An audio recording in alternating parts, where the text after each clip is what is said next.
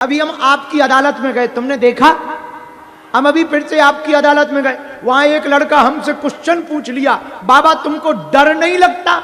इतना मुंह पे बोल देते हो। हम कहा हम किसी के बाप से नहीं डरते। अरे किस बात से डरे? हमने कुछ बिगाड़ा नहीं, किसी का कोई अपराध नहीं करते, कुछ लेते देते नहीं। भाई कोई दे दे तो मना नहीं करते।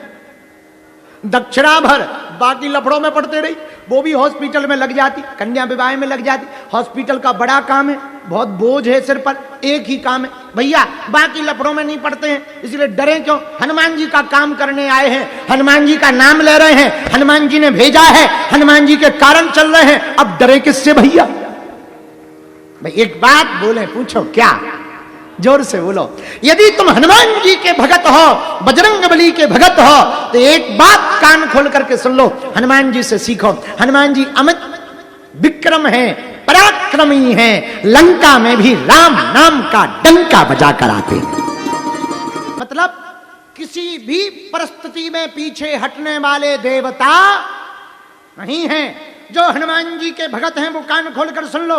यदि तुम्हारा हनुमान जी पर भरोसा है तो तुम प्रत्येक परिस्थिति में डटे रहो, काल भी तुम्हारा बाल बांका नहीं कर सकता। हम कहे ये क्या चल रहा है, मरियम माता बने हुए ये क्या है? तो बाद में पता लगा ये अंग्रेजी प्रणाम है। अरे हम कहा तुम्हारी जय हो, ऐसे प्रणाम की ठटरी भरे। का प्रणाम का मतलब है मस्तक को, सिर को गुरु के चरणों में, महापुरुष के चरणों में, माता पिता के चरणों में रख देना, अपने अभिमान को अपने से बड़ों के चरणों में रख देना।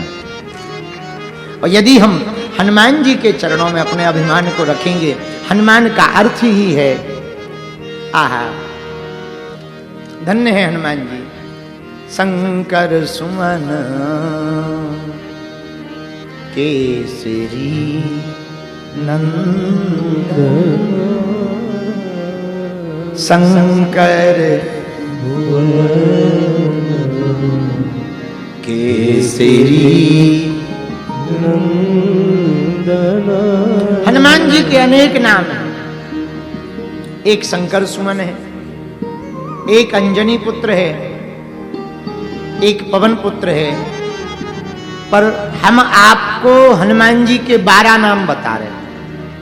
यदि कोई साधक प्रतिदिन हनुमान जी के 12 नाम लेकर के शयन करे या प्रातः काल की शुरुआत करे तो 12 नामों का ऐसा प्रभाव है, जो भी व्यक्ति हनुमान जी के 12 नामों का जप करेगा वो सुख भी पाएगा, ग्रहों के चक्र में भी नहीं फंसेगा और हनुमान जी की कृपा को भी पा जाएगा। हनुमान जी के 12 नाम बड़े पावरफुल हैं, बड़े प्रभावशाली हैं। पहला नाम है हनुमान। कौन सा? ओम हनुमते नमः। दूसरा नाम है अंजनी सुताय। ओम अंजनी सुताय नमः। तीसरा नाम है वायुपुत्राय। ओम वायुपुत्राय नमः। चौथा नाम है महाबली। ओम महाबली हनुमानाय नमः।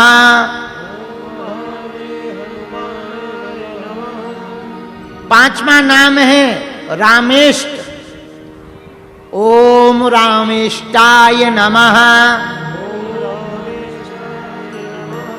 छठवां नाम है फाल्गुन। क्या नाम है? ओम फाल्गुनाय नमः। और इनका पूरा अगर ये मंत्र जप करें तो इसमें एक बात पूरी जोड़ें, ओम फाल्गुन सखाय नमः। ओम फाल्गुन सखाय नमः। सातवां नाम है पिंगाच। पिंगाच, पिंगाक्ष। हाँ, तो ये भी मंत्र रूप में जप करो। ओम पिंगाक्षाय नमः। ओम पिंगाक्षाय नमः। 8वां नाम है अमित विक्रम। क्या नाम है? इसको ऐसे कहो, ओम अमित विक्रमाय नमः। ओम अमित विक्रमाय नमः। 9वां नाम है उदधि क्रमण।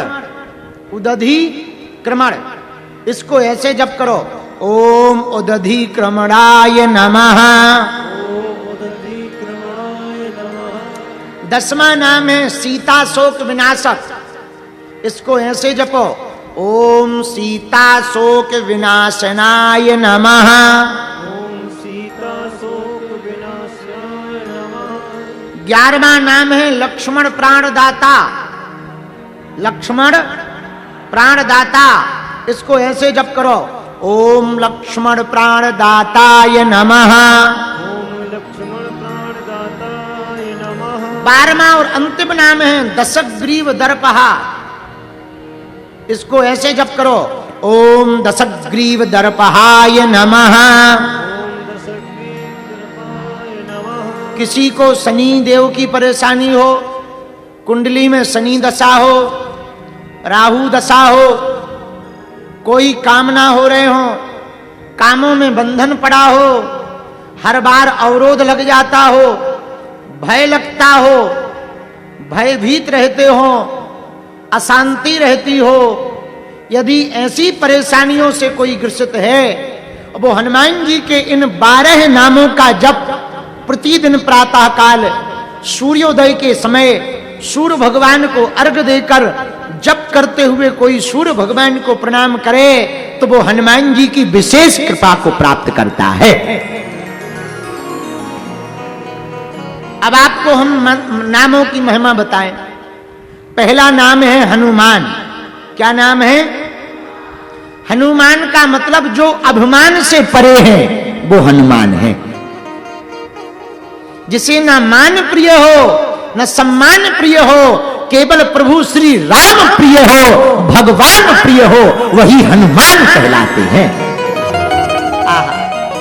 और दूसरा नाम क्या है? बोलो। हाँ, अंजनी सुत। अंजनी सुत तो जानते ही हो, अंजनी पुत्र पवन सुत। हनुमान जी अंजनानंदन है और हनुमान जी के जीवन में मातृ प्रधानता ज्यादा है। मातृ की प्रधानता ज्यादा है हनुमान जी। अंजनी सुत भी हैं और माता जानकी जी ने भी कहा, अजर अमर गुण निधि सुत हो, गुण निधि सुत हो। माता जानकी जी ने भी हनुमान जी को अपना सुत माना।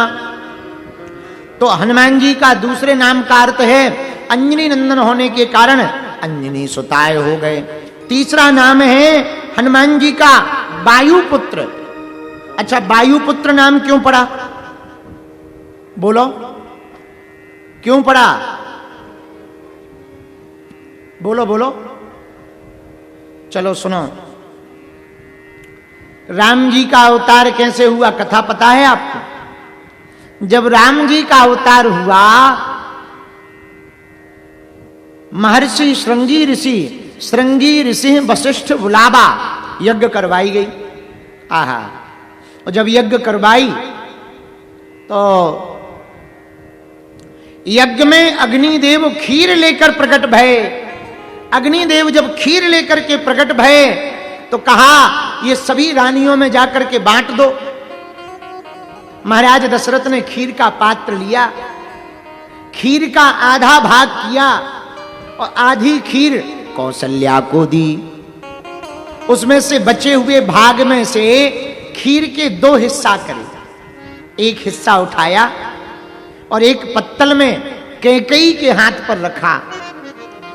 उसी समय पूर्व जन्म की श्रापित चील उड़ती हुई आई और कैकेयी के हाथ के उस खीर के पत्तल को उठा लिया और लेकर के दौड़ गई। कैकेयी को बहुत बुरा लगा, रोने लगी, लगता हमारा भाग्य खराब है।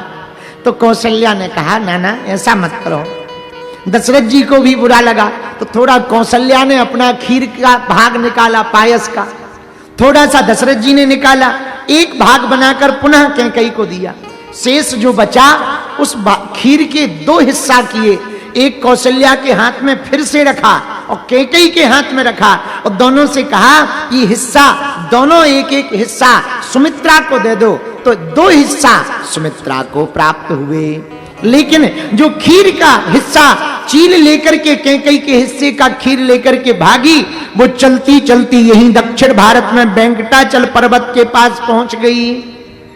वहां पर माता अंजना तपस्या कर रही थी, भगवान सूर्य की उपासना कर रही थी। उपासना करते हुए सूर्य भगवान को जल दे रही थी। उसी समय भयंकर जोर से देवयोग के कारण हवा का झोंका लगा और वो हवा का झोंका इतना जोर से लगा कि चील के हाथों से वो खीर का पात्र छूट गया और पवन देव ने उस खीर के पात्र को अंजना माता के हाथों में ला करके डाल दिया।